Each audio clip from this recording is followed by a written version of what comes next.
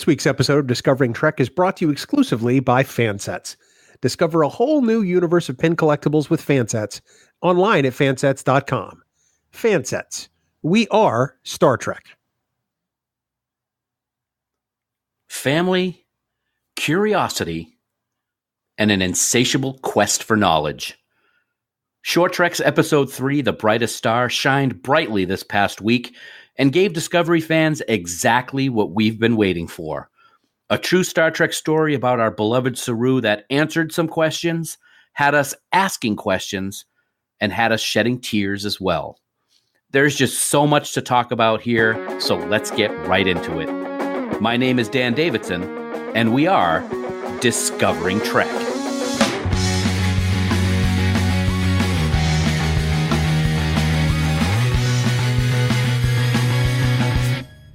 Welcome one and all to Discovering Trek, the Star Trek Discovery Companion, presented by Fansets. Season 2 is coming along in just a few weeks, and to make that wait a little easier to handle, we are being gifted with new mini episodes every month until then. And with Short Trek's Episode 3 entitled The Brightest Star, I am truly giddy with anticipation for Season 2 and our weekly discussions for all things Discovery. As always, this is the premier podcast to get the most in-depth discussion and analysis about our favorite spore-jumping starship and her crew. And whether it's a full season episode or a 15-minute short trek, we're here to break it all down, give our opinions, and look ahead to what we think what will happen next. And, as always, when I say we, well, it's time to introduce my irreplaceable co-host. His thirst for knowledge is second to none. His ingenuity and desire to learn is legendary. If he stepped on a shuttlecraft never to return, I just don't know what I would do. He is my very special friend. He's my brother in Trek.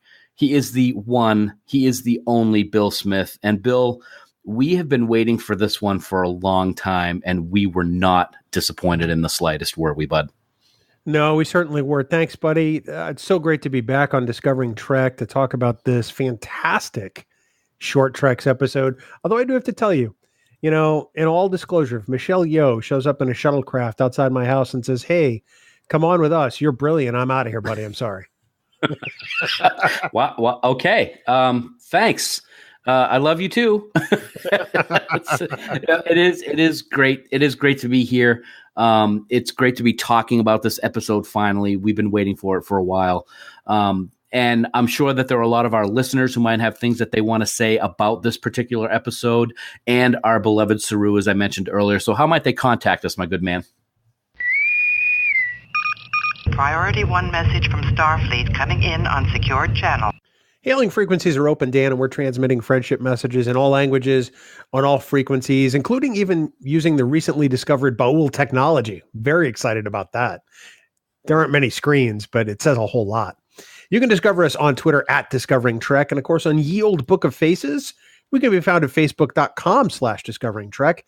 In either place, you can join in on the discussion, even leave us comments, questions, or suggestions, maybe even messages that we can send back to Starfleet using that same technology. Plus, don't forget, you can also send us a voicemail by going to trekgeeks.com, clicking on that giant blue button on the right-hand side of the website. Please do remember, though, that any comments you could leave us might be used in an upcoming episode of Discovering Trek. Dan. So here we are at episode 3, Bill. You and I have both been somewhat critical of the first 2 episodes of Short Treks. They didn't win us over. I especially did not like the last one, Calypso. I didn't really think it was very Star Trek-ish to me. But we've been waiting for this one, The Brightest Star, for a long time. So let's get your general thoughts on this particular one, focusing in on the character of Saru. What do you think? I think that the concept of short treks is a fantastic one. And I think that I was waiting for the episode that would seem the most like an hour-long standalone episode on its own. And the first 2 installments, Runaway and Calypso, didn't do that. They were fragments of episodes. They were B stories. They weren't necessarily scripts that could carry an episode on its own the way they were written. And I thought that was the fundamental flaw in those episodes. The Brightest Star did what I had hoped short treks would always do and more. it expanded the lore of Star Trek. It gave us a very Star Trek story with a character that we all have grown to love in such a short amount of time. And it told us something of how he got to where he is now. And I think that that's really key. We've had lots of questions about Saru, and we've got even more questions since watching this. But it was a fantastic 15 minutes. And for me, there are no wasted moments in this episode. So I think it's a huge success. Yeah, I agree with you 100%. I think it's by far the best of the three that we've had so far. In my notes, I wrote awesome 4 or 5 times. To me, this episode kind of had a Logan's Run feel to it, especially with how we'll get into it more. I don't want to give away too many spoilers right now, but it felt like Logan's Run, and it also had a little bit of TNG's Half a Life in my mind with Timothy and what happened with them when they reached a certain age. I loved it. I thought it was great. Like you said, it answered a lot of questions and a lot of key questions, but at the same time, it did cause some questions to be thought up by both of us, I think. Doug Jones was phenomenal. The episode was phenomenal. The writing, the direction, it was all thumbs up. I loved it. I have to agree with you. You know, the whole thing worked conceptually, visually. The music was amazing. I don't think Doug Jones could turn in a bad performance if he tried. He was fantastic, but everybody in this was fantastic. I think the casting was spot on. And I mean, if rumors are true, I mean, we may see some of these people again in Discovery's second season, as we're supposed to come back to, you know, Saru's planet. So maybe we see the aftermath of his leaving, or maybe we get to see some of those relationships become fractured. That will be very interesting.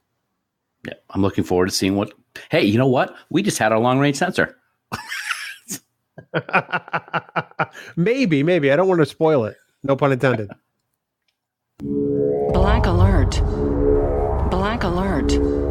From here on in, this episode of Discovering Trek contains spoilers. So if you haven't watched Short Trek's The Brightest Star, abandon this podcast right now to be educated in the episode over at CBS All Access. But unlike Saru, come right back over here for our great discussion.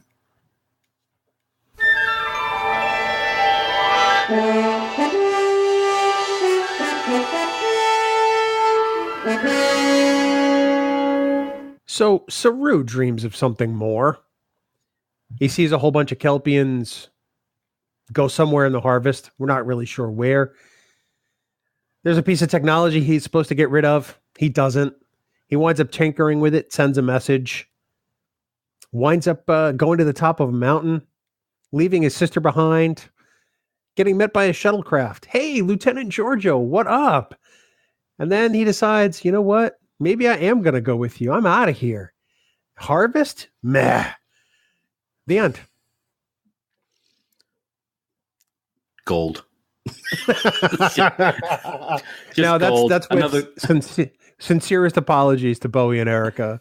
It's hard for me to recap what I thought was almost a perfect 15 minutes. So I decided to take a little more lighthearted.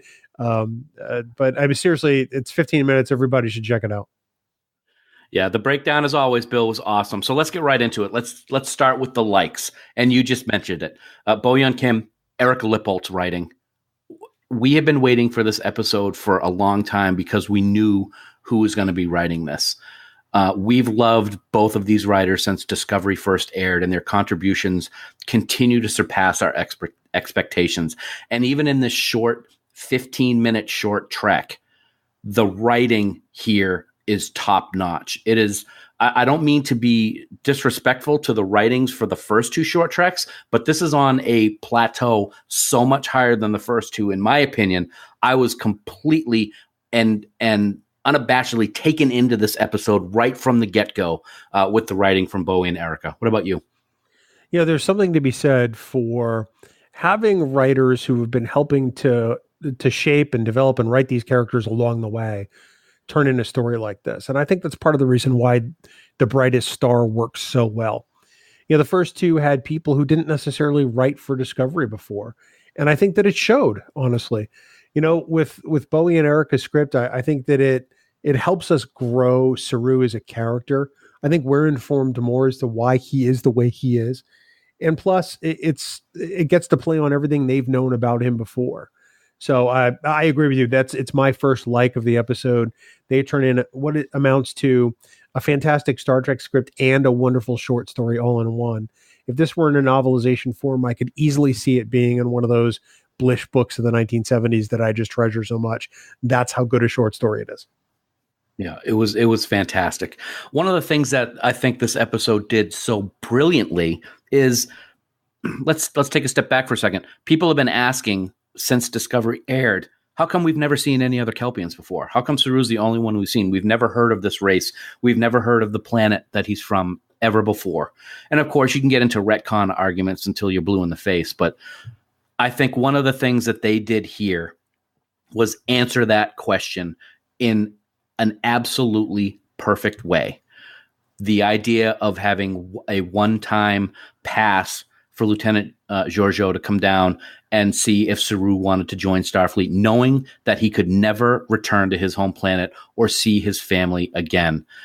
It made perfect sense. And Bill, I can live with it because I can live with it. That was fantastic. No, I agree with you. I mean, I think that there had to be a reason like that all along. You know, we know that his species is a prey species. We know that they're herded like cattle because he tells us in the Vulcan hello.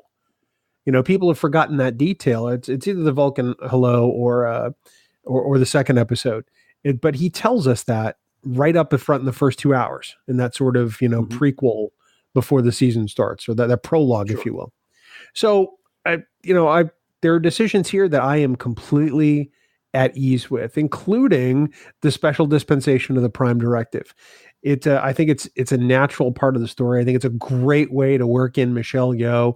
As soon as I saw that shuttlecraft landing, I'm like, oh boy, that's going to be Philippa Georgiou. And then the reasoning was, you know what? You displayed such, such knowledge and ability that we had to make contact. It's like, yep, that's perfect. I've heard some people say that, Sarjenka must be, none too happy, but this is a much different situation than pen pals and TNG. That was a distress call. And, we know that Saru had technology he wasn't necessarily supposed to have. And I think there's a big difference here. It's amazing that you had that reaction when the shuttlecraft came down. I was completely surprised when Georgiou stepped on screen. That blew my mind. I was not expecting that at all. I don't know what I was expecting when the shuttlecraft landed, but I wasn't expecting her. So I made that made it even that much more special to me. I think it's great to see Michelle Yeoh has become kind of entrenched in Star Trek now because, her character dies in the first couple episodes of Discovery season 1, but yet we still get to see her in the Mirror Universe. We know she's going to be an integral part of season 2, and now she shows up in this short Trek. So I love that she has cemented herself in Star Trek lore, and it was great to see her there. Plus, this tells us why Saru feels such a tie to Captain Georgiou. Exactly. She was the one that essentially helped him realize there was more to the universe than just, harvesting green stuff out of the sea. Interesting that the Kelpians look like they harvest kelp out of the sea. I'm just saying. And then they line up, for whatever that is. I assume it's a transport device that takes them to the harvest. I kind of view this a little bit like the Hunger Games in a way. Sure. Perhaps they're transported to a hunt. Perhaps we'll get those answers later in season 2 of Star Trek Discovery. But, I could go on and on and on about this for much longer than the 15 minutes that the episode takes up. That's what I want good Star Trek to do. I want it to inspire me to that kind of discussion. And this one definitely does it. Absolutely. I found myself wondering what I was going to talk about especially in Calypso. And that certainly is not the case here with the Brightest Star. The other thing that I really liked about this episode is a subtle thing, but I really thought it stood out, and that's the look of the Kelpians. I talked to you off mic at one point about how sometimes in science fiction and in Star Trek too, you're going to get an alien race and everybody's going to look pretty much the same. All of the characters of that particular race look almost identical. We saw it in the Mirror Universe with the Kelpians when they were being herded off to dinner, so to speak. They all looked pretty much the same. Here, just like with humans, Saru's family all looked different. You could definitely tell they were Kelpian, but I liked the way that they had differences about the way that they looked, from everything from their facial features to the way they walked. I thought that was good direction to have that difference. And I liked it. I don't know. It like I said, it's a little thing, but it really stood out for me. I concur with your assessment. I mean, I also like the casting here. I'm going to skip to my third bullet point before I come back to the second one. The acting, for Doug Jones and Hannah Shearer and Robert Verlack and also the legendary Michelle Yeoh are just fantastic all around in this episode. I think there are some fantastic character beats between Saru's sister and Saru's father, as that whole family dynamic you get to see on screen. And plus the initial contact between Giorgio and Saru, where she's got the universal translator and her communicator out. I thought that was a really effective scene. So yes. I think there are performances that are fantastic all around. And then doubling back to my second point and coming back to what you were just saying, I think the directing in this episode is fantastic. My hat is off to Doug Arniakowski and the amazing job he did with this episode. It starts off almost like a feature film. It gives us a setting of, this is a calm place. It's a serene place to some extent. You see lots of nature shots, and then you start to see people lining up to do something really weird. And then you're forced to wonder what it is. And it's not, the narration sort of takes you through it. But I think that between the writing and the directing, I find it really hard to find something that's wrong with this episode. Agreed. Absolutely.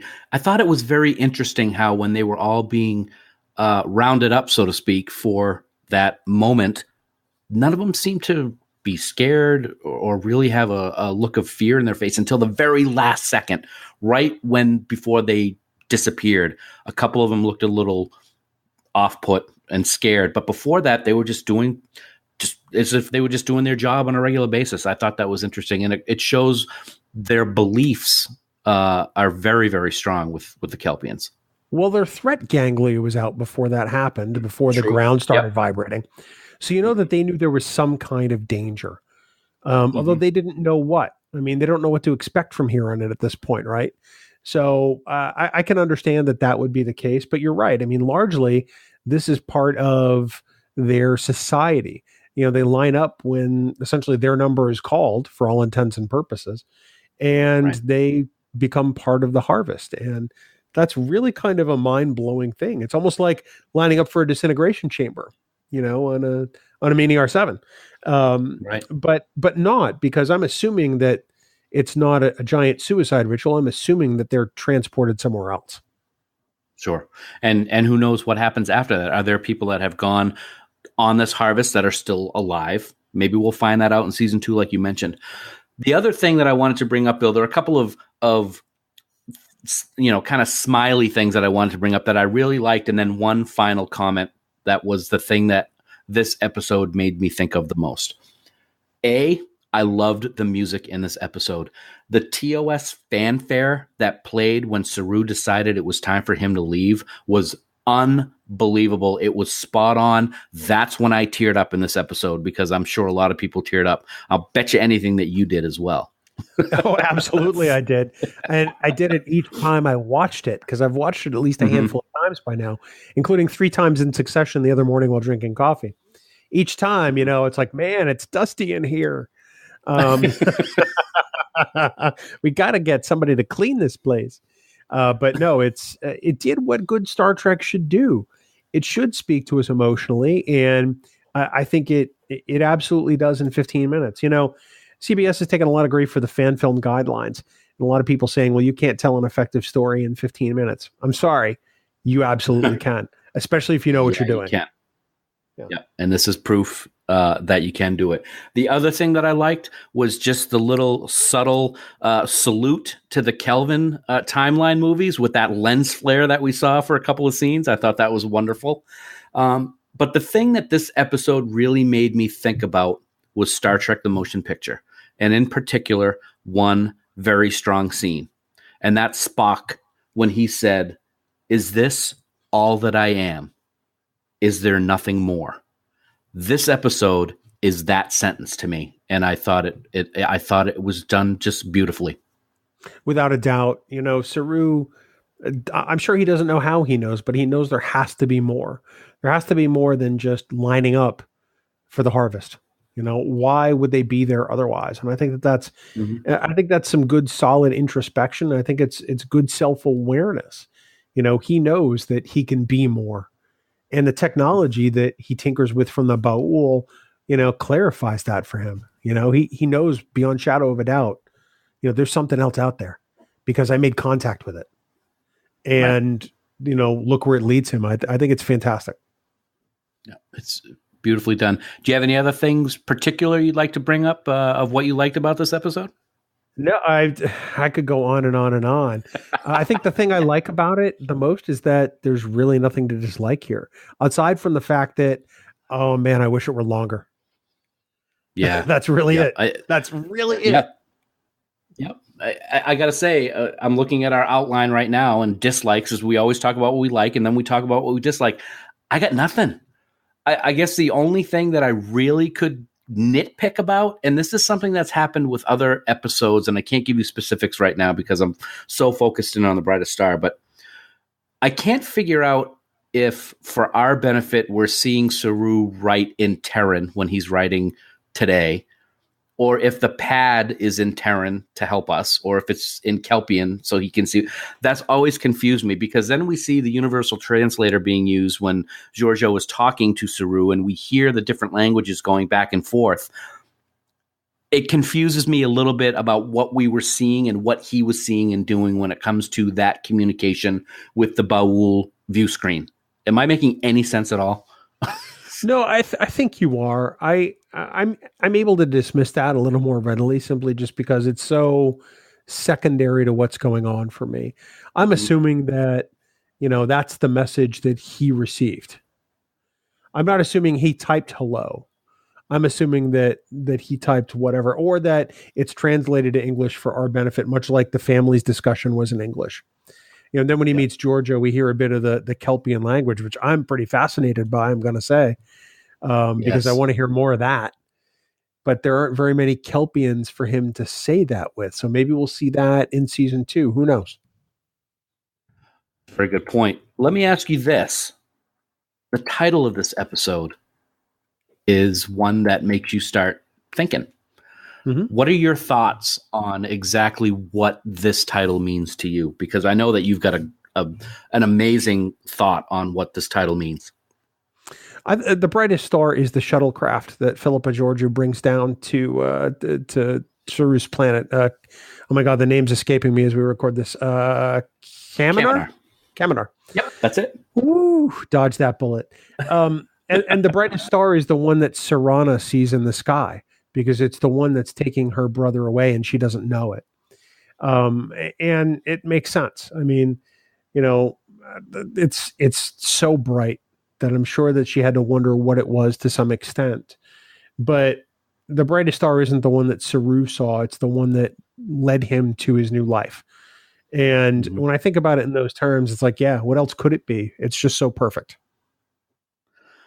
I was going back and forth with what I thought it could mean until we had that discussion, and your thought process on that is perfect. I'm like, okay, is the Brightest Star the Flash when they all get taken in the harvest? Is the Brightest Star supposed to be Saru's mind and his thirst for knowledge, and that Spock quote, "Is there nothing more?" But I gotta say, your thoughts on it being the shuttlecraft as it's leaving Kaminar makes perfect sense, and you, sir, should be writing television. No, I should be watching it. I should not be in charge of writing anything. Although it's interesting because you watching this episode gives me a different perspective. As you and I have talked about, and as we will undoubtedly talk about on Trek Geeks, I'm in the process of writing a guest piece for StarTrek.com on Saru and what he teaches us about anxiety. And there are some moments where he really has to power through here. And this kind of gives me more to write about and changes the focus of some of my paragraphs to some extent, because he comes from a race of fearful beings and decides to do the most courageous thing ever. If that's not Star Trek, I don't know what is.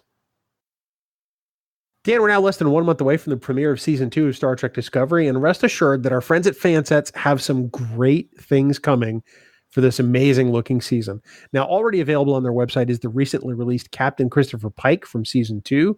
So folks should head on over to fansets.com right away to see all the amazing pins they have to offer. They've got some awesome pins. You know, Bill, I just recently put all my episodic pins from season 1 in the special frame that Fansets has to offer, and I hung it up on my wall with my 3 other special anniversary sets, and it looks fantastic amazing, I have to say. It looks really, really good. Yes, I said it, fantastic amazing.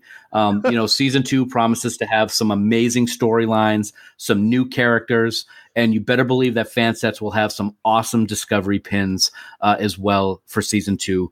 When we get together to talk about the last short treks, we're going to have some awesome new details about what to expect from Fansets during season 2. Fansets.com is the address, and you will not be disappointed in their amazing selection of pins. Fansets is pinpoint accuracy. And as always, we thank our friends at Fansets for being our exclusive sponsor of Discovering Trek. You know, Bill, as we get to the part of the show where we talk about sensor analysis, I'm really not sure what we can bring up here that we already have not talked about. I guess the only thing I would ask is, I thought I don't know if this is a sensor analysis, but I thought it was convenient that the piece of Baul technology fell from wherever it fell and allowed Saru to even get to the point that he got in this episode. Did you have any problem with that? I'm not saying I had a problem with it, but I thought it was interesting that it just kind of happened to fall on the ground. I don't have a problem with it, because I thought it was explained well enough with just a simple line of dialogue. Saru's father said, yeah, this happens from time to time. Just get rid of it. Okay. Sure. Yeah. Hey, no, I'll get rid of it. Just let me do what I got to do. And it's out of here. I thought it was simple enough. They know there's technology. It's just not theirs. So it makes me wonder how they would have gotten rid of it. Yeah. But aside from that, I wasn't bothered by that at all. Okay. No, like I said, it wasn't something that bothered me. It's just something that, as I rewatched the episode before we recorded it here this evening, and that's something that popped into my head both when I originally watched it and again this afternoon when I watched it. Okay, that just showed up. It looked like a big DVD player. But I'm just going to throw that out there too. But anyway, it was the world's largest iPad. There you go. It actually, it was, wasn't it? Long-range scan of planet complete. So as we look ahead in our long-range scan, we played on this just a little bit at the beginning of the show. What can we expect, or what do you think we can expect with season 2? There have been hints that we're going to be returning to Kaminar. And is it part of the whole Red Star storyline? Is it specific to Saru's family? What do you think we're going to see? Do you have any ideas that you want to share with our listeners? Well, I mean, it's pretty much been confirmed we're going back there. So we're going back there. And I have to believe it's part of the whole Red Angel thing. Because that's really the only reason. I mean, in this episode, Giorgio goes out of her way to tell Saru, you can't come back. This is essentially a one-way ticket. So I have to believe it's part of that mystery. Perhaps one of those 7 things. Of course, anything we don't understand is always called a thing. Maybe it's in Nice. maybe it's an orbit of Kaminar. I don't know, but I think it has to do with the Red Angel somehow. I want to go back to sort of the sensor analysis for just 1 second before we progress forward. Mm-hmm. And I've heard and I've seen and I've read and I've listened to a lot of comments and people saying that this episode asks more questions than it answered, or perhaps people were disappointed that they didn't learn more about the predator species. And I understand where they're coming from, but that's not what this episode was about. Right. It's not about the comprehensive Saru backstory or the backstory of the Kelpian people. It's the story of when Saru realized there's more to life than lining up for a hunt and got his chance to go to the stars. It's really about that one finite moment in his life and what it means. So while I can understand that people are bummed out or they think that this short should have included that, I can respect where they're coming from, but I would submit to them that perhaps that detail is coming in greater amounts in season 2 when we come back to this planet, because I think that makes more sense. There's more time to do it correctly. So that's, I want to not forget to put that in the conversation. So now back to long range scan. I didn't want to go any further without getting that stuff in there, but I do think that Saru is going to have to resolve things with his sister. I do think that they're going to go back to Kaminar. I do think he's going to see her. I don't know if he'll see his father. I'm going to maybe theorize that his father may have been picked up in one of the last harvests or in a harvest at some point, because that's very reasonable. And I suspect that he's going to have to deal with that. That's really all I can see at this point. I don't know. I don't know if we'll meet some of the predator species or not. I almost kind of hope we don't this time. I'd like to maybe revisit this place again, knowing what I know about Saru. What about you? I like what you just said. I've always been one, because we saw it in when they were at the planet with the transmitter in season 1. Saru's kind of badass when he needs to be, and he's strong and he's fast, and he's the prey species. So I've always been very interested in seeing what the hunter species is. But what you just said, I agree with. I don't want to see them yet when they go back in season 2. The whole idea of this short trek to see how Saru's voyage started was perfect. We're going to go back there. I agree with you. I think it's going to be in relation to the Red Angel. And then maybe later we can start getting really in depth to see what that hunter species is like and what the entire dichotomy of the race. Because here's an interesting point. I've always been under the impression that on Kaminar, there were 2 species. Doesn't look like that's the case. It looks like the Baul are extraterrestrial to Kaminar. So it'll be interesting to see how that whole thing plays out. And I hope we see it at some point, just not right away. I think that this may be one of the most courageous things Saru has to do, is to go back home and explain to his sister why he left, or why he left her behind. And I think that's going to be one of the hardest things Saru has ever had to face. Could you imagine if it was reversed? Not reversed, but he goes home and his father is still there, but his sister was chosen for the harvest. That would kill him. It would, and that could very well be the case too. Yeah. I could see I could see one of those two definitely playing out. And either way, I think that he's going to have to face up to something he never imagined he'd have to, because he was always told he could never go back. Right. So, Bill, 3 down, 1 to go.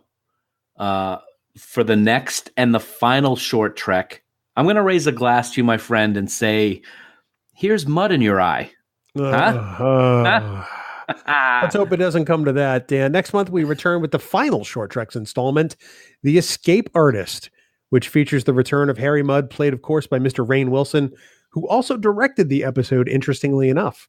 Until then, do remember that you can subscribe to Discovering Trek by searching for us on Apple Podcasts, Spotify, Google Podcasts, or even by heading on over to discoveringtrek.com. Dan. Well, folks, that's it for now and Short Trek's episode 3.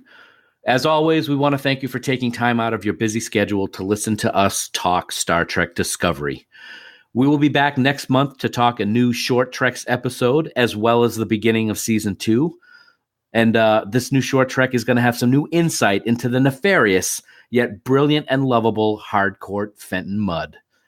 Until then, here are some words of wisdom from Dr. Richard Daystrom from the Ultimate Computer. And based on what we saw in the Brightest Star, this makes perfect sense.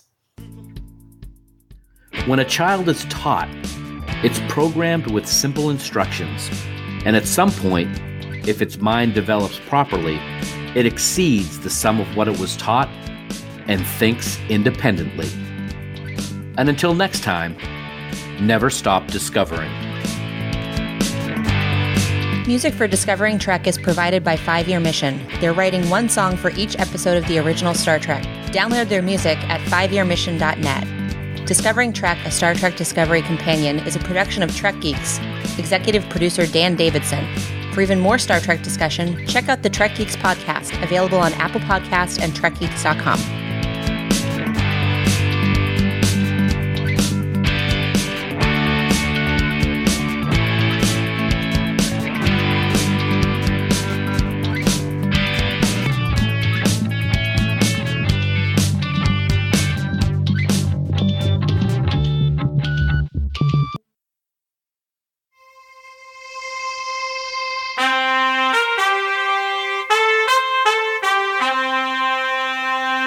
Coconut!